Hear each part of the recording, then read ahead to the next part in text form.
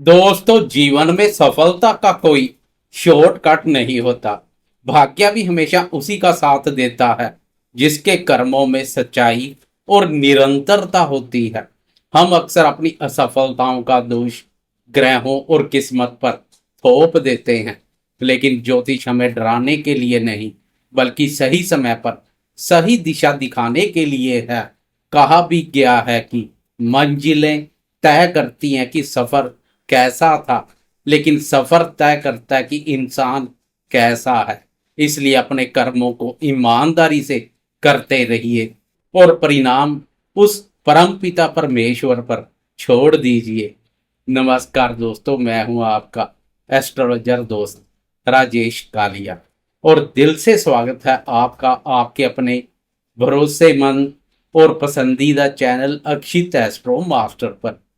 दोस्तों, आज हम विस्तार से बात करेंगे मेष राशि के दोस्तों के लिए इस नए सप्ताह के संपूर्ण राशिफल की। मंडे 4 तारीख से लेकर संडे 10 तारीख तक का यह पूरा सप्ताह आपके जीवन में क्या नए रंग लेकर आएगा। हम गहराई से देखेंगे कि इस सप्ताह ग्रहों की चाल क्या करेगी कमाल, या मचाएगी कोई नया बवाल। दोस्तों, ब्रह्मांड में ग्रहों की गोचरीय स्थिति हर पल हर सेकंड हमारे जीवन को प्रभावित कर रही है। इस सप्ताह का ज्योतिषीय विश्लेषण बहुत रोचक है, क्योंकि इस सप्ताह चंद्रमा के अलावा अन्य किसी भी बड़े ग्रह की चाल में कोई भी बड़ा बदलाव देखने को नहीं मिलेगा। ग्रह गोचर में सभी मुख्य ग्रहों की यथास्थिति बनी रहेगी जो आपके सामने है। आए सबसे पहले इस सप्ताह आपकी राशि पर ग्रहों की स्थिति का एक सटीक विश्लेषण करते हैं। आपकी राशि के प्रथम भाव अर्थात आपके लगन और आपकी ही राशि पर सूर्यदेव और ग्रहों के राजकुमार बुध संचार कर रहे हैं। दूसरे भाव जो कि आपके धन कुटुंब और आपकी वाणी का भाव है, वहां दूसरे भाव के स्वामी शुक्रदेव स्वयं अपनी राशि पर बहुत मजबूती से मोर्चा संभाले हुए हैं। तीसरे भाव आपके साहस और पराक्रम के भाव पर ज्ञान के कारक गुरुदेव संचार कर रहे हैं। पंचम भाव में जो शिक्षा और संतान का भाव है, वहां केतु सिंह राशि पर मोर्चा संभाले हुए हैं। 11वें भाव आपके लाभ और इनकम स्थान पर राहु महाराज कुंभ राशि पर विराजमान है। और सबसे महत्वपूर्ण ध्यान देने वाली बात, आपकी राशि के 12वें भाव बाधक स्थान जो व्यय और नुकसान का भाव है, वहां दो बड़े ग्रह मंगल और शनि मीन राशि पर एक साथ संचार कर रहे हैं।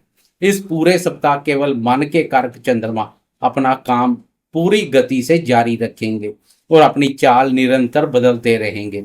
वैसे भी छोटी अवधि का राशिफल हो, चाहे वह वीकली राशिफल हो या प्रतिदिन का राशिफल, चंद्रमा की चाल का विशेष महत्व है। चंद्रमा सीधा हमारे मन का कारक है, हमारी सोच का, हमारी भावनाओं का कारक है। इसलिए चंद्रमा का शुभ या अशुभ गोचर हमारे मन और हमारे फैसलों को बहुत गहराई से प्रभावित करता है। तो चलिए अब इन ग्रहों की वास्तविक स्थिति के आधार पर बिना किसी लाग लपेट के आपके जीवन के महत्वपूर्ण क्षेत्रों पर विस्तार से बात करते हैं।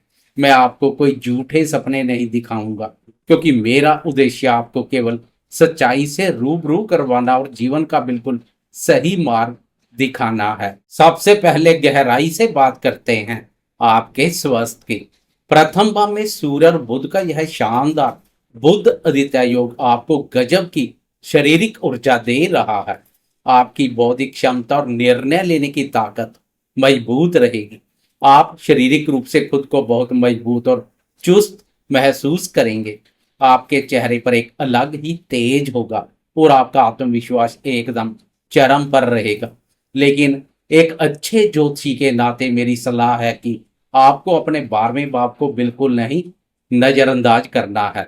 वहां मंगल और शनि एक साथ विस्फोटक युति योग बनाए हुए हैं। यह युति आपके लिए एक अलर्ट है। यह स्थिति आपको बेवजह की मानसिक थकान और स्ट्रेस दे सकती है। आप काम तो करेंगे, लेकिन अंदर से एक खिंचाव भी महसूस होगा। आपको विशेष रूप से अपनी आंखों का और अपने पैरों या घुटनों का खास ध्यान रखना होगा। रात को समय पर नींद आने में परेशानी हो सकती है या पुरानी अनिद्रा की शिकायत फिर से उभर सकती है। विशेषकर जब सप्ताह की शुरुआत में चंद्रमा भी आपकी राशि के अष्टम भाव बाधक स्थान पर गोचर कर रहे होंगे, तब आपको अपना वाहन भी बहुत सावधानी से चलाना है। रफ्तार पर नियंत्रण रख, नियमों का भी पालन करें। खान पान पर भी सख्त नियंत्रण रखना बहुत जरूरी रहेगा। बाहर के तले भुने या जंक फूड से पूरी तरह से बचें, वरना पेट से जुड़ी कोई गंभीर परेशानी अचानक उभर सकती है। बात करें शिक्षा की, तो आपके पंचम भाव में सिंह राशि पर केतु महाराज विराजमान है। ज्योतिष में केतु को गहराई और रिसर्च का कारक माना गया है। जो विद्यार्थी किसी गूढ़ विषय की पढ़ाई कर रहे हैं, आईटी सेक्टर में है या कोई विशेष रिसर्च कर रहे हैं, उनके लिए यह समय किसी वरदान से कम नहीं है। आपका दिमाग हर चीज की जड़ तक जाएगा। आप जटिल से जटिल विषयों को आसानी से समझ लेंगे। लेकिन जो विद्यार्थी सामान्य स्कूली पढ़ाई कर रहे हैं, उनका मन बीच बीच में बहुत भटक सकता है। कभी पढ़ाई का मन करेगा, कभी खेलने का। आपको अपनी एकाग्रता बनाए रखने के लिए सुबह के समय ध्यान और योग का सहारा जरूर लेना चाहिए। अब आते हैं आपके जीवन के सबसे संवेदनशील हिस्से, यानी आपके प्रेम संबंधों और दाम्पत्य जीवन पर। प्रेम संबंधों के लिए यह सप्ताह थोड़ा संयम और बहुत ज्यादा धैर्य रखने का है। पंचम भाव में केतु महाराज संचार कर रहे हैं, जो प्रेम में थोड़ा वैराग्य या मानसिक दूरी दे सकते हैं। प्रेमी जन के साथ बिना बात की छोटी छोटी बातों पर गलतफहमी और बहस पनप सकती है, इसलिए मेरी सलाह की विवादों से बचें। वहीं अगर आपके दाम्पत्य जीवन की बात करें, तो सप्तम भाव के स्वामी शुक्र देव आपकी राशि के दूसरे भाव धन स्थान अपने ही भाव पर गोचर कर रहे हैं। यह एक बहुत ही शुभ, मजबूत और सकारात्मक संकेत है। आपके और आपके जीवन साथी के बीच आपसी समझ और तालमेल बहुत शानदार रहेगा। आप दोनों मिलकर अपने परिवार के भविष्य के लिए कुछ बहुत अच्छी और नई आर्थिक योजनाएं बनाएंगे। जीवन साथी के माध्यम से आपको अचानक कोई बड़ा आर्थिक लाभ भी हो सकता है या उनके नाम से किए गए किसी पुराने निवेश में फायदा मिलेगा। बस आपको केवल एक बात का खास ध्यान रखना है कि प्रथम भाव में बैठे सूर्य के तेज के कारण आपके स्वभाव में थोड़ा बहुत अहंकार या डोमिनेटिंग नेचर आ सकता है। अपने उस ईगो को अपने प्यारे रिश्तों के बीच में बिल्कुल भी हावी ना होने दें। भाग्य, करियर और आर्थिक स्थिति के मोर्चे पर यह सप्ताह आपको मिले जुले लेकिन ठोस फल देगा। 11वें भाव में बैठे मायावी राहु आपको अचानक और अप्रत्याशित लाभ के अवसर प्रदान करेंगे। आपके प्रोफेशनल सोशल नेटवर्क में तेजी से विस्तार होगा और कुछ नए प्रभावशाली लोगों से आपकी सकारात्मक मुलाकात होगी। दूसरे भाव में स्वयं राशि के बैठे शुक्र देव यह पूरी तरह सुनिश्चित कर रहे हैं कि इस सप्ताह आपकी वाणी में गजब का कर्षण देखने को मिलेगा। आप अपनी बातों से दूसरों को आसानी से प्रभावित कर लेंगे और आपके पास धन का संचय भी निरंतर होता रहेगा। जो दोस्त मार्केटिंग, फाइनेंस, वकालत या सीधे तौर पर बोलने और समझाने के काम से जुड़े हैं, उन्हें इस सप्ताह बेहतरीन और मनचाहे परिणाम मिलेंगे। लेकिन दूसरी तरफ 12वें भाव के मंगल और शनि आपको लगातार एक गंभीर चेतावनी भी दे रहे हैं। कमाई तो बहुत अच्छी होगी, इसमें कोई शक नहीं है, लेकिन आपके खर्चे भी आपके सामने मुंह फैलाए खड़े रहेंगे। कोई अचानक और बड़ा पारिवारिक खर्च सामने आ सकता है, विशेषकर घर की किसी महंगी मशीनरी के खराब होने पर, वाहन की बड़ी मरम्मत पर या किसी अनचाही दूर की यात्रा पर आपका धन खर्च हो सकता है। आपको अपने कार्य क्षेत्र और ऑफिस में भी अपनी क्षमता से बहुत ज्यादा मेहनत करनी पड़ सकती है। कर्मफलदाता शनिदेव आपको हवा में बिल्कुल नहीं उड़ने देंगे। वह अपने गोचर से स्पष्ट रूप से कह रहे हैं कि जितना पसीना बहाओगे, सफलता भी उतनी ही मिलेगी। इसलिए इस सप्ताह किसी भी प्रकार के शॉर्टकट के चक्कर में बिल्कुल ना पड़े। किसी अजनबी पर भी आंख बंद करके भरोसा ना करें और कोई भी नया बड़ा निवेश बहुत सोच समझ कर ही करें। संतान क्षेत्र की अगर विस्तार से बात करें, तो पंचम भाव में केतु महाराज के प्रभाव के कारणवश संतान की सेहत को लेकर थोड़ी भागदौड़ हो सकती है।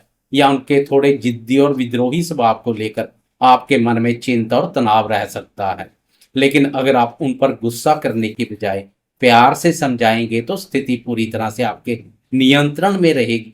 दोस्तों, अब वीडियो के उस सबसे महत्वपूर्ण हिस्से की ओर बढ़ते हैं जिसका आप बेसब्री से इंतजार करते हैं और जो आपके पूरे सप्ताह की सटीक रूपरेखा तय करेगा। वह है मंडे से लेकर संडे तक चंद्रमा की ग्रह गोचरीय स्थिति। एक राशि पर सवा 2 दिन संचार करने वाला चंद्रमा कहाँ कहाँ संचार करेगा और उसका आपके मन और दिनचर्या पर क्या गहरा प्रभाव पड़ेगा, आए इस पर विस्तार से चर्चा करते हैं। मंडे सोमवार को सप्ताह की शुरुआत में चंद्रमा वृश्चिक राशि से अपना सफर शुरू करेंगे। वृश्चिक राशि मेष राशि के ठीक अष्टम भाव पर पड़ती है। ज्योतिष में अष्टम भाव को अचानक होने वाली घटनाओं का माना गया है। अष्टम भाव में चंद्रमा की यह स्थिति मन में अनजाना भय, घबराहट और कुछ उलझन पैदा कर सकती है। इसलिए आपके सप्ताह की शुरुआत कुछ सुस्त और भारी रहेगी। सोमवार और मंगलवार का दिन आपको मानसिक रूप से थोड़ा थका हुआ लग सकता है।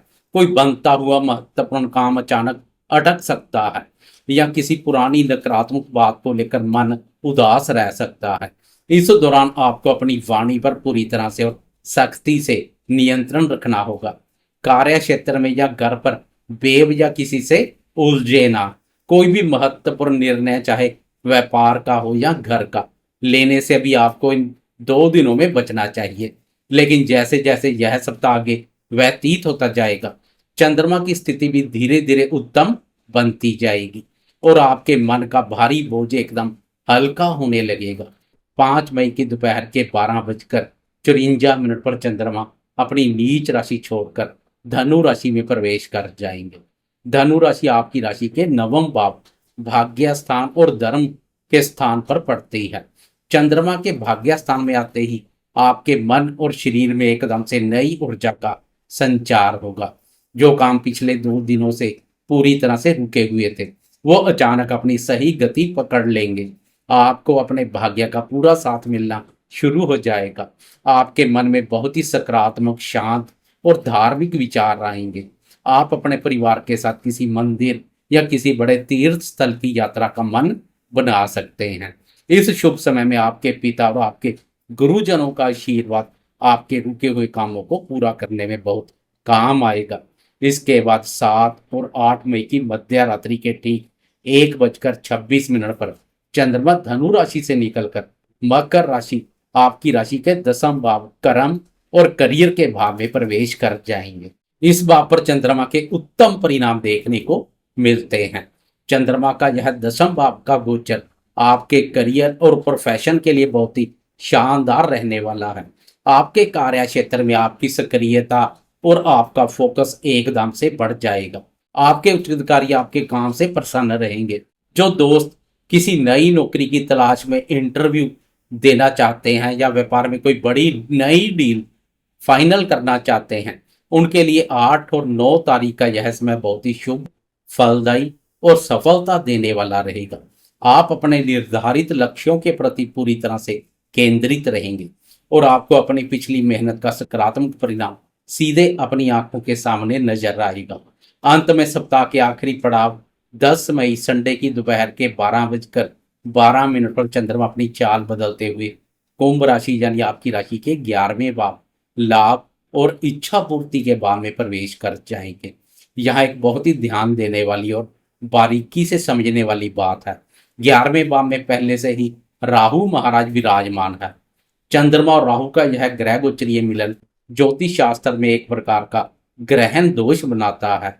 वीकेंड पर जब चंद्रमा आपके लाभ भाव में जाएंगे तो आपको आर्थिक फायदा तो होगा, आपको अपने पुराने दोस्तों के साथ समय बिताने का अच्छा मौका भी मिलेगा, लेकिन मन के भीतर एक अजीब सी दुविधा या किसी बात को लेकर भ्रम की स्थिति पैदा हो सकती है।